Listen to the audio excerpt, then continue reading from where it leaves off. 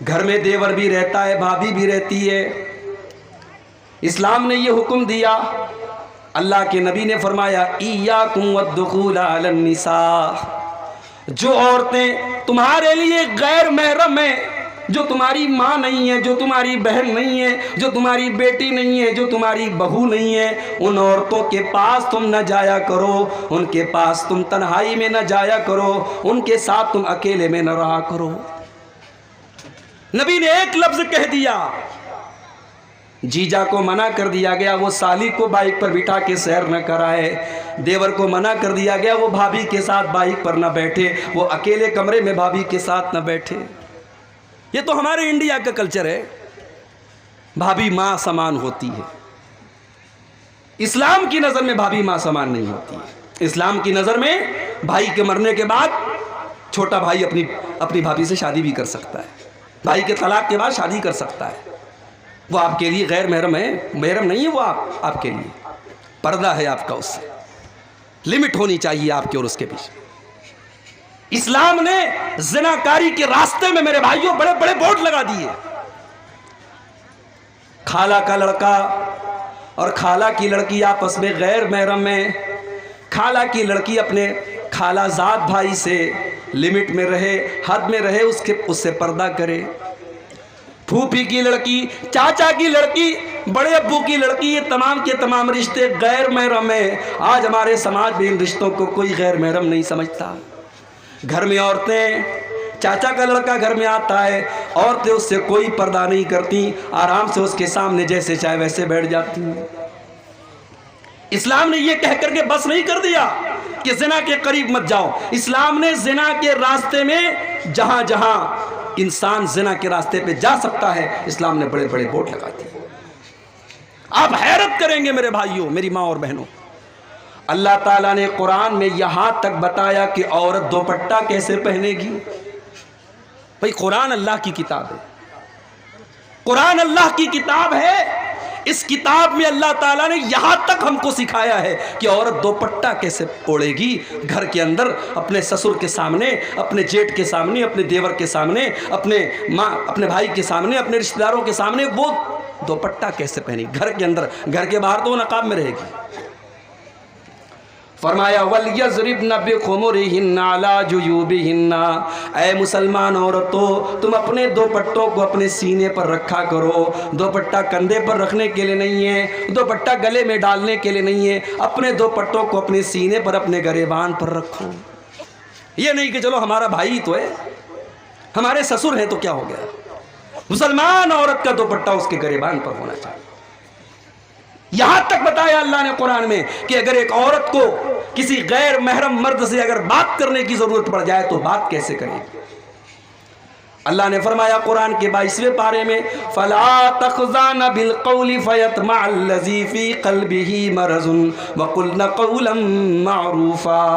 ऐ मुसलमान औरतों, जब तुम्हें किसी गैर मर्द से बात करने की नौबत आ जाए और बात करने की ज़रूरत पड़ जाए तो तुम अपनी आवाज़ में नरमी पैदा न करो, अपनी आवाज़ में लचक न पैदा करो, तुम अपनी आवाज़ में कड़क अंदाज पैदा करो, तुम सख्ती के साथ बात करो। सामने वाले को ये न लगे ये मुझको लाइन दे रही है, सामने वाले को ये न लगे कि ये मुझे सिग्नल दे रही है। सामने वाले की उम्मीदों को तोड़ दो, तुम सख्ती से बात करो, तुम नरमी से बात न करो।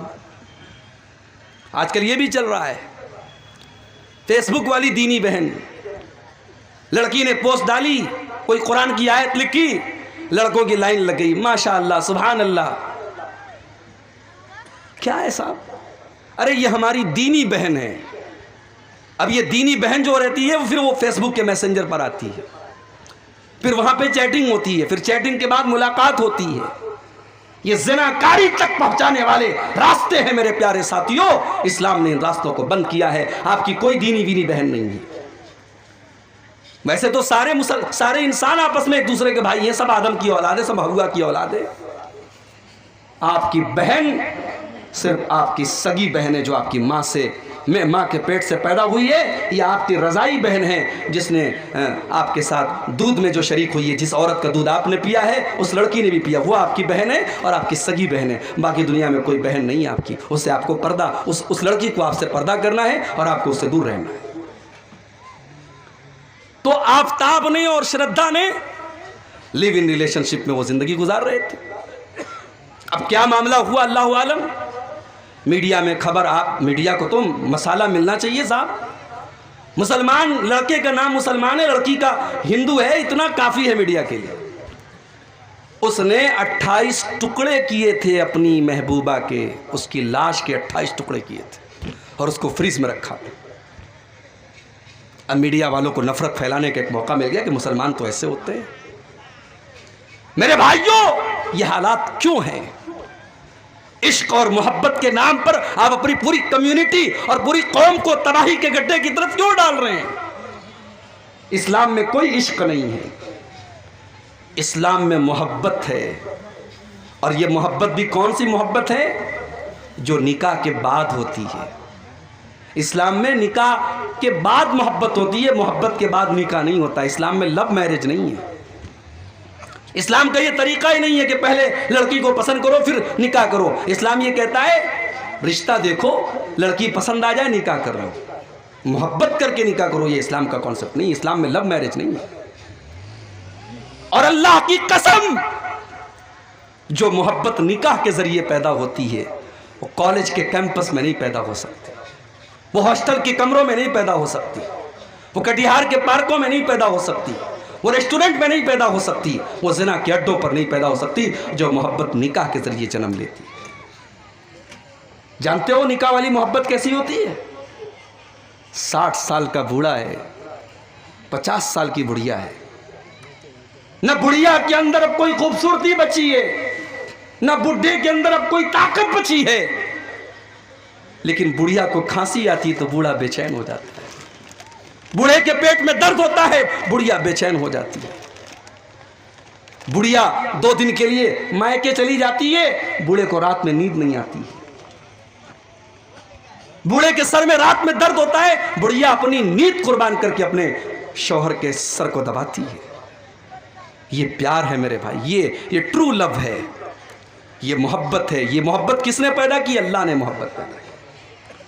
वमिन आयातिही अन खलक़ लकुम मिन अनफुसिकुम अज़वाजन लितस्कुनू इलैहा वजअल बैनकुम मवद्दतन व रहमा।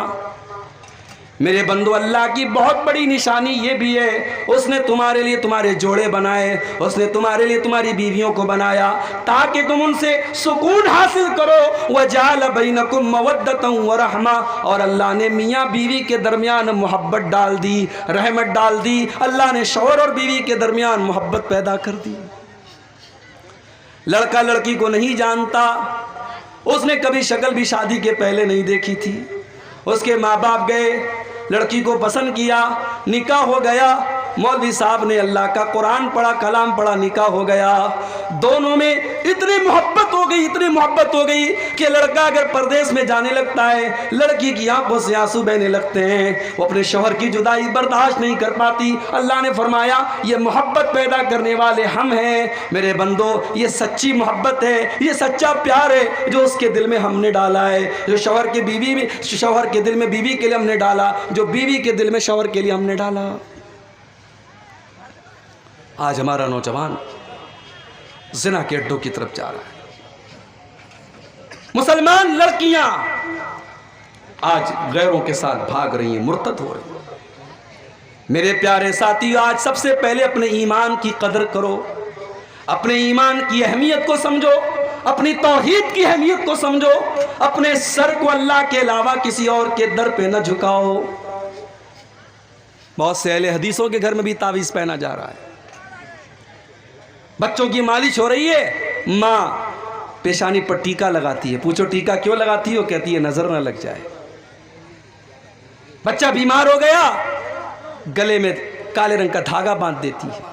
बच्ची बीमार हो गई, पेट में धागा बांध देती है। अहले हदीसों के घरों में ये सब होने लगा है।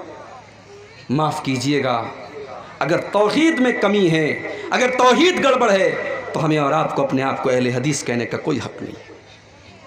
वो अहले हदीस हो ही नहीं सकता जिसके घर में तौहीद ना हो, जिसके दिल में तौहीद ना हो। अरे हमारे बहुत सारे भाई कहते हैं ना, हम कयामत के दिन नबी का दामन नहीं छोड़ेंगे। अरे नबी का दामन वो पकड़ेगा जो तौहीद पर होगा।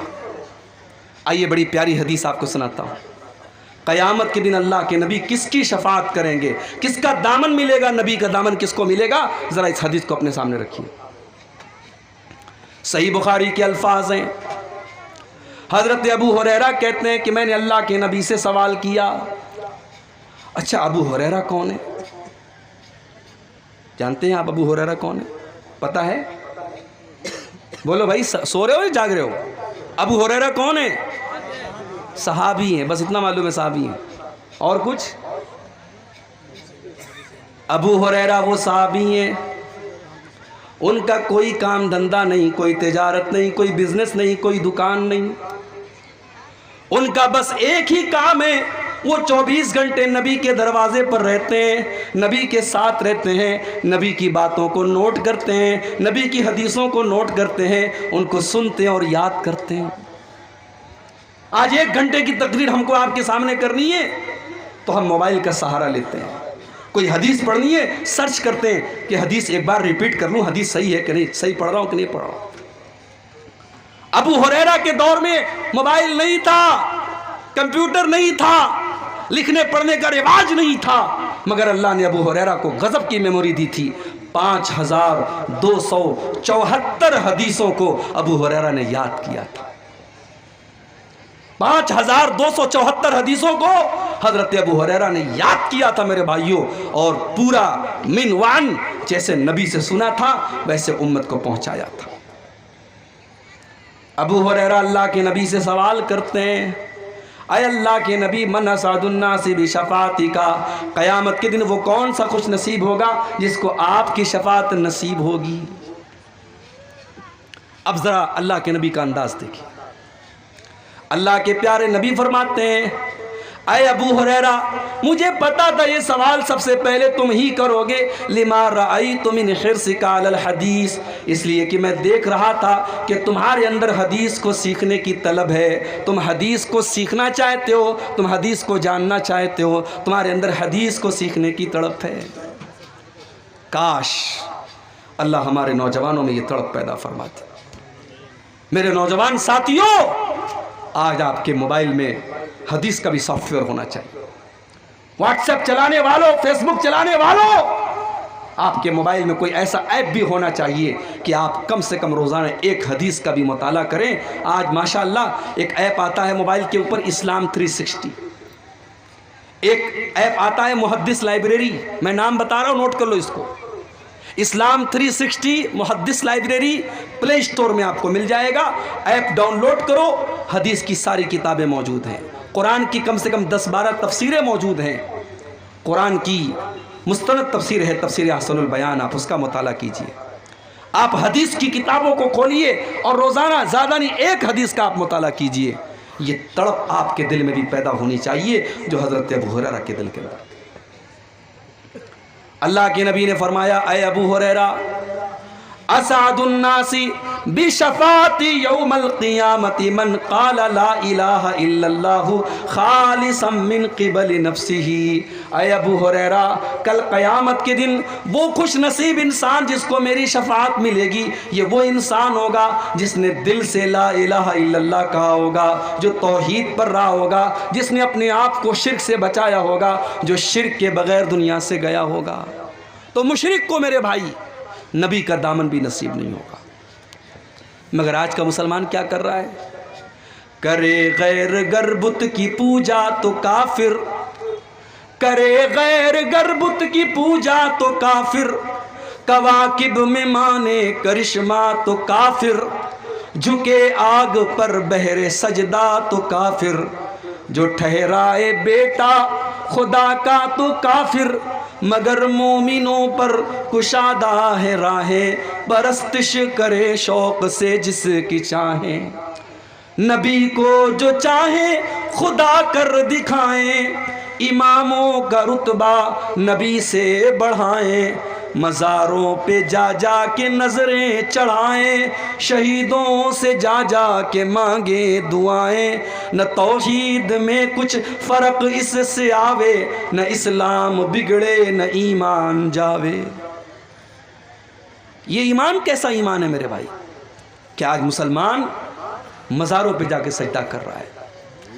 ये महीना आया रबीउल सानी का, इस महीने में बड़े पीर साहब के नाम का बकरा ज़बह होता है, उनके नाम की 11वीं होती है। तो इस उम्मत की सबसे बड़ी प्रॉब्लम शिर्क है। और आगे बढ़िए, आज ये उम्मत जलील है, परेशान है, खार है। क्यों? क्योंकि इस उम्मत ने अपने आप को कुरान से दूर कर लिया है।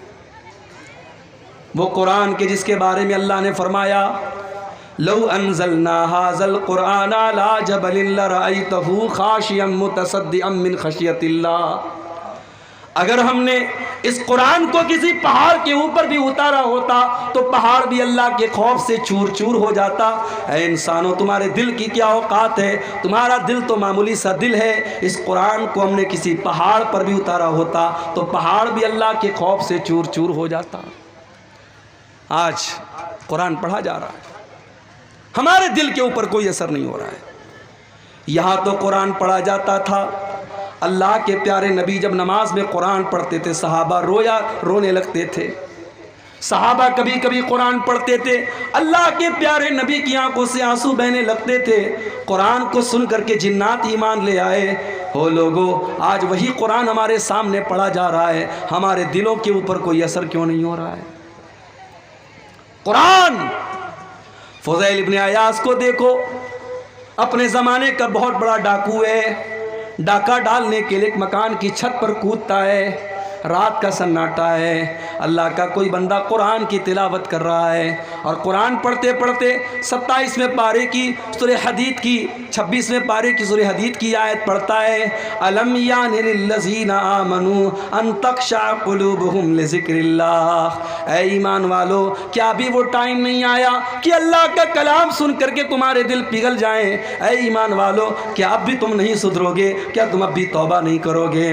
जब फुज़ैल इब्न अयाज़ के कानों में कुरान की यह आयत पड़ी, फुज़ैल इब्न अयाज़ ने फ़ौरन अल्लाह की बारगाह में तौबा की और कहा कि अल्लाह, वो समय आ चुका है, वो वक्त आ चुका है, अय अल्लाह मैं तेरी बारगाह में सच्ची तौबा करता हूँ। और उस दिन के बाद से फुज़ैल इब्न अयाज़ ने डाका डालना बंद कर दिया और इतने बड़े आबिद बन गए कि अपने ज़माने के सबसे बड़े अल्लाह वालों में उनका शुमार होने लगा और खाने काबा का 24 घंटे खाने काबा के पास वो ज़िंदगी गुजारने लगे। कुरान की एक आयत दिल की दुनिया बदल देती है।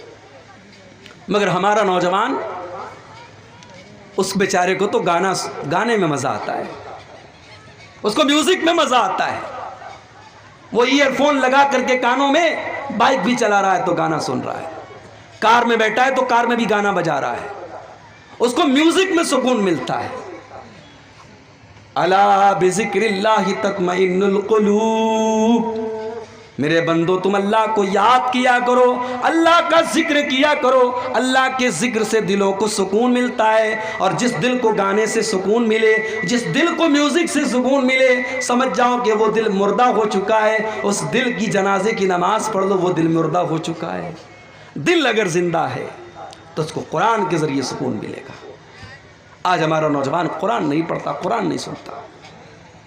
किसी अच्छे कारी की आवाज़ में कुरान पढ़ो।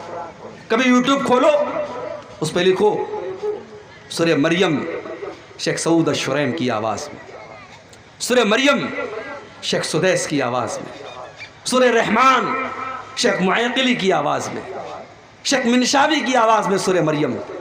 किसी अच्छे कारी की आवाज़ में आप कुरान की तिलावत सुनो मेरे भाई, अल्लाह की कसम आपका दिल बाग बाग हो जाएगा, आपकी रूह सरशार हो जाएगी। अल्लाह के कलाम में आज भी वो कशिश है, वो अट्रैक्शन है, मगर हमने कुरान को तबर्रुक की किताब बना दिया। कुरान की ज़रूरत कब पड़ती है? भाई भाई में झगड़ा हुआ, चलो कुरान उठाओ कसम खाने के लिए। कुरान की ज़रूरत कब पड़ती है? कुरान को चूमने के लिए। कुरान की ज़रूरत कब पड़ती है? कुरान को पढ़ करके किसी को दम करने के लिए नहीं मेरे भाई। कुरान का ये सारा मकसद बाद में है। कुरान का सबसे बड़ा मकसद है कुरान को पढ़ा जाए, कुरान को समझा जाए, कुरान पर गौर किया जाए और कुरान पर अमल किया जाए। तारिक अनवर साहब हमारे दोस्त हैं, मैसेज किया इन्होंने हमको। हमने एक दिन मैसेज नहीं देखा, 2 दिन मैसेज नहीं देखा, 1 हफ्ता गुजर गया, 1 महीना गुजर गया। तारिक साहब ने कई मैसेज हमको किए, हमने मैसेज नहीं देखा। इनको बुरा लगेगा कि नहीं लगेगा? ये सोचेंगे यार दोस्ती का दावा है और मेरा मैसेज भी नहीं देखा जा रहा है। व्हाट्सएप पर कोई दोस्त मैसेज करे और हम व्हाट्सएप खोलें और दुनिया भर के मैसेज चेक करें और अपने दोस्त का मैसेज चेक ना करें तो दोस्त तो नाराज हो जाएगा ना। कुरान अल्लाह का मैसेज है, कुरान अल्लाह का मैसेज है और वो मैसेज हमें मिला है मेरे भाई, ये मैसेज हमें मिला है और ये इसलिए मिला है कि इस मैसेज को हम पढ़ें और दुनिया को ये मैसेज पढ़ के सुनाएं, मगर हम खुद नहीं पढ़ते। कल क़यामत के दिन अल्लाह की अदालत में हमारा गरेबान पकड़ा जाएगा मेरे भाई। अल्लाह के प्यारे नबी हमारा गरेबान पकड़ेंगे और कहेंगे वक़ाल रसूल या रब्बी इन कौम इत्तख़ज़ू हाज़ल कुरान महजूरा। अल्लाह के रसूल कहेंगे आय अल्लाह मेरी कौम ने कुरान को छोड़ दिया था, आय अल्लाह मेरी कौम कुरान को नहीं पढ़ती थी। मोबाइल पर मैं व्हाट्सएप का मैसेज तो 50 बार चेक करती थी, मोबाइल पर मैसेज तो 50 बार चेक करती थी, आय अल्लाह तेरा मैसेज ये कभी खोल करके नहीं देखते थे। आधा घंटा के लिए सुबह दुकान खोलने जाते हो, आधा घंटा बैठ के तिलावत कर लो। सुबह नौकरी पे जा रहे हो, जाने के पहले 15 मिनट कुरान की तिलावत कर लो मेरे भाई। दिन भर फुर्सत नहीं मिलती, रात में आओ खाना खाओ। आज तो मोबाइल पर भी कुरान मौजूद है, मोबाइल पर 10 मिनट का टाइम निकालो, थोड़ा सा कुरान पढ़ दो, थोड़ा सा तर्जमा पढ़ दो। वलक़द यस्सरनल कुरान लिज़्ज़िक्रि फ़हल मिन मुद्दकिर। हमने इस कुरान को आसान बनाया है याद करने के लिए, हमने इस कुरान को आसान बनाया है नसीहत हासिल करने के लिए, हमने इस कुरान को आसान बनाया है समझने के लिए। फ़हल मिन मुद्दकिर, क्या है कोई कुरान को समझने वाला, क्या है कोई कुरान से सबक हासिल करने वाला। तो ये उम्मत कुरान से दूर है, ये उम्मत नमाज से भी दूर है। मस्जिद के लिए जलसा हो रहा है, मस्जिद बन भी जाएगी इंशाअल्लाह, मगर आज मस्जिदों का हाल क्या है। जलसे में आ रहे हैं 1000 लोग, फजर तक सब गांव में रहते भी हैं, लेकिन फजर की नमाज में कितने लोग मिलेंगे? 20 लोग, 25 लोग, 10 लोग, 15 लोग। हय्या अलस सलाह की आवाज आ रही है, मुसलमान का कारोबार नहीं बंद हो रहा है। सऊदी अरब में बहुत कुछ बदल रहा है, मगर एक चीज़ नहीं बदली है वहाँ अब भी। लोगों को सऊदी अरब की बुराइयाँ नज़र आती है, बुराइयाँ कहाँ नहीं है मेरे भाई। दुनिया बदल रही है, सऊदी अरब भी बदल रहा है, मगर एक चीज़ आज भी सऊदी अरब के अंदर है। आज से 5 साल पहले जब मुझे सऊदी अरब जाने का मौका मिला 2017 में, मदीना के अंदर मस्जिद नबी से वॉकिंग डिस्टेंस पर थोड़ी दूर पर एक दुकान पर मैं नकाब खरीद रहा था। मेरी अहलिया ने फ़ोन किया था नकाब लेना है, नकाब ले रहा था मैं। नकाब मैं पसंद भी कर चुका था, रेट भी तय हो चुका था। मस्जिद नबी से के लाउड स्पीकर से अजान की आवाज़ आने लगी, अल्लाह अकबर अल्लाह अकबर, अजान की आवाज़ आने लगी। दुकानदार ने फ़ौरन कहा भाई साहब नमाज के बाद आइए। मैंने कहा यार 5 मिनट का काम है, नकाब पसंद हो चुका है, पैसा ले देता हूँ मैं, सौदा तय हो चुका है, ले लो। कहा उसने कहा नहीं, अजान हो गई है, अब मैं सौदा नहीं कर सकता, अब कोई ट्रांजैक्शन नहीं कर सकता, अजान हो चुकी है, अब आप जाइए नमाज़ पढ़ के आइए, मैं मिलूँगा आपको। अल्लाह की कसम मेरा दिल बाग बाग हो गया। मुझे लगा कि इस्लाम अभी ज़िंदा है, ईमान अभी ज़िंदा है। यही होना चाहिए मेरे भाई। आपकी तजारत, आपका कारोबार, आपकी दुकान, आपकी बिजनेस अल्लाह के ज़िक्र से बड़ा नहीं है, नमाज से बड़ा नहीं है। आज हम लोग अपने कारोबार को बुनियाद बना के नमाज से दूर हैं। रिजालुल्लाह तुलहीहिम तिजारतुन वला बैउन अन ज़िक्रिल्लाह। अल्लाह के नेक बंदे तो वो होते हैं कि अल्लाह का जिक्र और नमाज उनके कारोबार को तो बंद कर सकता है, लेकिन उनका कारोबार उनको नमाज से नहीं रोकता, उनकी तिजारत उनको नमाज से नहीं रोकती। आज का मुसलमान नमाज से दूर है। पिछले साल मेरा प्रोग्राम था मालदा में, कलियाचक में। इत्तेफाक से उसी दिन 12 रबीउल अव्वल की तारीख थी। कलियाचक के मार्केट से गुजरना मुहाल हो गया, इतनी भीड़ थी और इतना जुलूस निकल रहा था। किसका जुलूस निकल रहा था भाई? नबी के आशिकों का, नबी के चाहने वालों का। बड़े बड़े डीजे लगा करके हम मोहब्बत रसूल का ढिढोरा पीट रहे थे। जिस नबी ने अपनी जात से कभी किसी को तकलीफ नहीं पहुंचाई, उस नबी की मोहब्बत के नाम पर आज हम सड़कों को जाम कर रहे थे। कितने मरीज बेचारे फंसे थे, कितनी एम्बुलेंस फंसी थी, लेकिन मुसलमान अपने जश्न मनाने में बिजी है।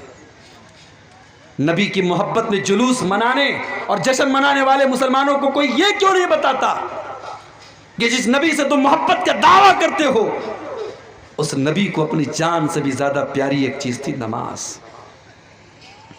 वो नबी नमाज से इतनी मोहब्बत करते थे, इतनी मोहब्बत करते थे। अल्लाह के नबी कहा करते थे, जो इलत कुर्रतु आईनी फिस्सलाह, नमाज मेरी आंखों की ठंडक है। नमाज का टाइम होता था, अल्लाह के प्यारे नबी हजरत बिलाल से कहते थे, या बिलाल वरिहना बिस्सलाह, ऐ बिलाल जल्दी से अजान दे दो, मोहम्मद को सुकून पहुंचा दो, नमाज के जरिए मेरे दिल को सुकून पहुंचा दो। अल्लाह के नबी को नमाज के जरिए सुकून मिला करता था। अपने आखिरी टाइम भी अल्लाह के प्यारे नबी अपनी उम्मत को ये वसीयत करके गए थे, अस्सलाता अस्सलाता वमा मलकत ईमानुकुम, ओ लोगो नमाज की पाबंदी करना, ओ लोगो नमाज का ख्याल करना, नमाज को मत छोड़ना, अपने गुलामों का ख्याल रखना, अपने नौकरों का ख्याल रखना और नमाज का ख्याल रखना। नमाज कोई मामूली इबादत नहीं है मेरे भाई। रोज़ा ज़मीन पर फ़र्ज हुआ, ज़कात ज़मीन पर फ़र्ज हुई, हज ज़मीन पर फ़र्ज हुआ, नमाज आसमान पर फ़र्ज हुई। नमाज का हुक्म आसमान पर दिया गया। इसमें इशारा है इस बात की तरफ कि ऐ मोमिन, अगर तू अल्लाह वाला बनना चाहता है, तू अल्लाह के ऊंचा मकाम पाना चाहता है, तो तू नमाज की पाबंदी कर। तो बगैर नमाज के अल्लाह वाला नहीं बन सकता है। मस्जिद तो बना ली शब भर में, ईमा की हरारत वालों ने, मन अपना पुराना पापी था, बरसों में नमाजी बन न सका। ये उम्मत नमाज से भी दूर है। ये उम्मत अपने नबी की सुन्नत से भी दूर है। नमाज पढ़ रही है, कैसे पढ़ रही है? जैसे बाप दादा पढ़ते थे। कोई सीने पर हाथ बांध रहा है, कोई नीचे बांध रहा है, कोई नाप पर बांध रहा है। ये जानने की कोशिश नहीं कि नबी का तरीका क्या था। यह उम्मत सुन्नत से दूर है और इसीलिए आज इस उम्मत के अंदर तरह तरह का इख्तिलाफ है। इतना इख्तिलाफ है, इतना इख्तिलाफ है कि रबीउल अव्वल का महीना आया, एक बड़ा बैनर मैंने देखा सोशल मीडिया के ऊपर, फेसबुक के ऊपर, बैनर पे लिखा था वहाबी और साथ में गाली लिखी थी। वहाबी के नाम के साथ गाली लिखी थी। इतनी नफरत है। शादी के कार्ड में, बाकायदा शादी के कार्ड में छापा जाता है, ये शादी फला फला मसलक की है, इसमें फला फला मसलक के लोग ना आए। एक शादी का वीडियो आया मेरे बनारस शहर का कि शादी हो रही है, बारात निकल रही है और बारात में ऐलान हो रहा है लाउड स्पीकर में कि इस बारात में जितने वहाबी हैं और जितने देवबंदी हैं वो चले जाएं, वरना उनको मार के भगाया जाएगा। कितनी मस्जिदें हैं, मस्जिदों के बाहर लिखा हुआ है यह मस्जिद फला फला मसलक की है, इसमें फला फला मसलक के लोग ना आए। क्या मेरे नबी की तालीम है? मेरे नबी की ये तालीम नहीं हो सकती। मेरे नबी का हाल तो ये कि मस्जिद में एक देहाती आता है, एक अराबी आता है और जहां पर नमाज पढ़ी जाती है वहां पर वो खड़ा होकर के पेशाब करने लगता है।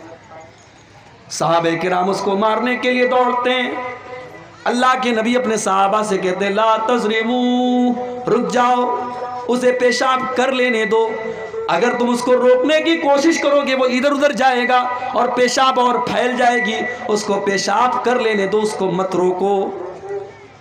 जब वो पेशाब कर चुका, अल्लाह के नबी ने अपने पास बुलाया, बड़े प्रेम से कहा, बड़ी मोहब्बत से कहा, बड़े प्यार से कहा, इन्ना हाज़िहिल मसाजिद ला तस्लुहु लिहाज़ा। मेरे भाई ये मस्जिद है, ये पेशाब करने की जगह नहीं है, ये गंदगी करने की जगह नहीं है। इन्नमा हिया लिज़िक्रिल्लाहि वस्सलाह, मस्जिद तो अल्लाह का जिक्र करने की जगह है, मस्जिद तो नमाज पढ़ने की जगह है। मेरे भाई ये पेशाब पाखाना करने की जगह नहीं है।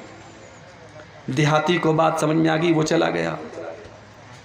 अभी अल्लाह के नबी ने इतने पर बस नहीं किया, पानी का बकेट मंगाया, पानी की बाल्टी मंगाई, पेशाब को साफ करवाया और जब पेशाब साफ कर दी गई, आपने अपने सहाबा को बुलाया और कहा कि ऐ मेरे सहाबा, जब वो पेशाब कर रहा था तुम इतने जज्बात में क्यों आ गए थे? इन्नमा बुइस्तुम मुयस्सिरीन वलम तुबासु मुअस्सिरीन।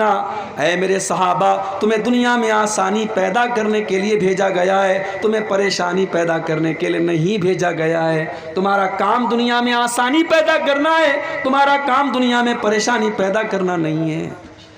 ये मुसलमान की, ये नबी की तालीम ये है मेरे भाई।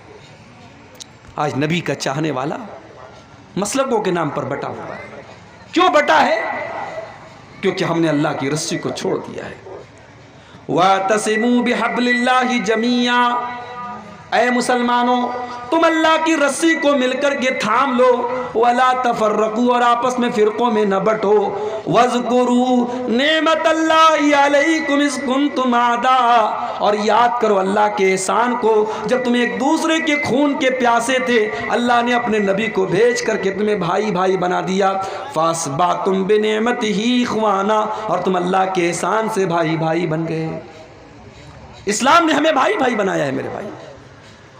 आप बिहार के, मैं यूपी का हूँ, आपकी बरादरी अलग है, मेरी बरादरी अलग है, लेकिन आपके दिल का दर्द मेरा दर्द होना चाहिए, मेरी तकलीफ आपकी तकलीफ होनी चाहिए। दुनिया के किसी कोने के मुसलमान को अगर तकलीफ पहुंचे तो दुनिया के दूसरे मुसलमानों को भी उस तकलीफ का एहसास होना चाहिए। अल्लाह के प्यारे नबी फरमाते हैं, मसलुल मोमिनीना फी तवाद्दिहिम व ताअतुफिहिम व तराहुमिहिम कमसलिल जसदिल वाहिद। ऐ मुसलमानों, तुम एक दूसरे के इतने हमदर्द बनो, इतनी मोहब्बत करो एक दूसरे से, कमसलिल जसदिल वाहिद, जैसे इंसान का शरीर होता